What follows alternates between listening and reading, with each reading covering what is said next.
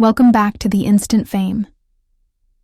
Today, we're diving into a side of Johnny Carson few truly knew, the guests that rubbed the king of late night the wrong way. Behind that effortless Midwestern charm and quick wit lay a man with little patience for arrogance, incompetence, or disrespect. While Carson maintained professionalism on camera, those who worked closely with him knew certain celebrities never received a second invitation. The chemistry between Carson and his guests was everything. When it worked, it was magic. Think of his legendary rapport with Don Rickles or Robin Williams. But when it didn't, the air could turn glacial in an instant. Carson had an uncanny ability to dismantle someone with just a raised eyebrow, or a perfectly timed pause. No one was safe, not even Hollywood's biggest stars. Take Joan Rivers, for example. Before their infamous falling out, she was one of Carson's favorite guests, sharp, fearless, and hilarious. But when she launched her own late-night show without telling him, the betrayal cut deep. Carson never spoke to her again, a silence that lasted until his death. It wasn't just professional, it was personal. Then there were the guests who simply didn't understand the rhythm of the show. Comedians who bombed, actors who took themselves too seriously, or musicians who refused. To play along with Carson's playful teasing, they all risked becoming one-hit wonders on The Tonight Show. Carson had zero tolerance for anyone who made the audience uncomfortable. Some clashes were subtler.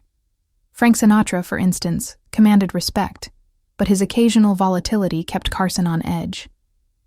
Behind the scenes, Sinatra's entourage demanded special treatment, something Carson despised. He believed everyone on his show, from the biggest star to the newest comic, earned their spot. No exceptions, and let's not forget the politicians. Carson avoided overt political takes, but certain figures grated on him. Richard Nixon's infamous 1973 appearance was a masterclass in awkwardness.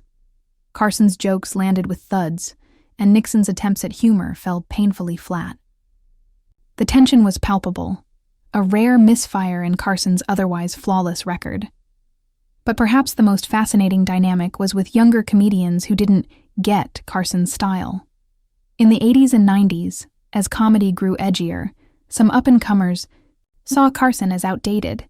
They'd come on too strong, ignore his cues, or, worst of all, try to outshine him. Big mistake. Carson's quiet dominance meant he didn't need to shout. A slight shift in his chair or a dry aside was enough to put a brash comic in their place. Yet Carson rarely held public grudges. His disdain was quiet, professional, and lethal.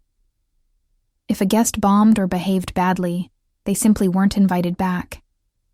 No drama, no headlines, just the unspoken rule of late-night TV. Respect the show, or disappear. So why does this all matter today? Because Carson's instincts were always right. The guests he disliked often revealed their true colors later, through scandals, fading careers, or industry reputations as difficult or egotistical. Carson saw through the act before anyone else, and that's the magic of Johnny Carson. He wasn't just a host, he was the ultimate gatekeeper of cool. To win his approval meant you'd made it. To lose it? Well, let's just say the entertainment world has a long memory. Love him or not, one thing's certain. Johnny Carson's quiet judgments shaped Hollywood more than we'll ever know.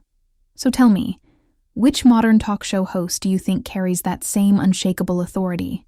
Drop your thoughts below, and don't forget to like and subscribe for more untold stories from the golden age of entertainment.